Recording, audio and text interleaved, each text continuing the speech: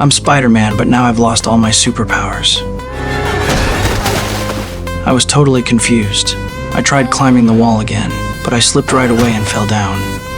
Even my eyesight went back to being severely nearsighted. I went to the doctor to find out what was wrong, but the doctor told me something unexpected. Maybe you're not supposed to be Spider-Man climbing those walls. That's why you keep falling. I took his advice and decided not to be Spider-Man anymore. I put my glasses back on.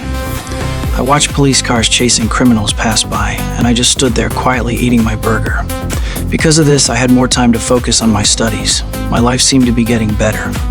But without Spider-Man protecting the city, the crime rate doubled overnight. I didn't know if going back to a normal life was the right choice. Flames suddenly burst out of a nearby building.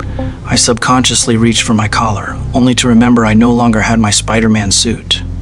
Still, I rushed into the fire and found a trapped little girl. We escaped right before the final explosion. The crowd applauded my bravery, but I heard from the firefighters that there were still people who hadn't gotten out. I was filled with guilt. When I got home, I found Henry helping my aunt clean the house. Henry told me he only did this because he wanted to be like Spider-Man and help more people. That's when I realized Spider-Man was a symbol of faith for many people. I stopped feeling down and made up my mind to become Spider-Man once again. And with my strong will, my superpowers came back.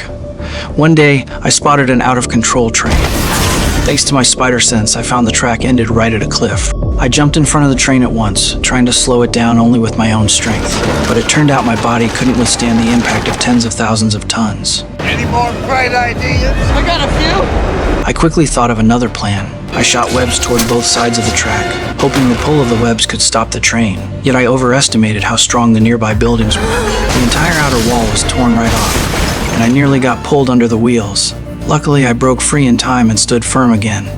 As the train drew closer to the edge, I shot even more webs to both sides to keep them from coming loose. The massive weight pressed down entirely on me. Even my suit started tearing apart. My body had reached its limit. Thankfully, the train finally began to slow down. I'd fulfilled my duty as Spider-Man, but I passed out from the huge impact. Right away, people around rushed to help, pulling me back from the edge of danger.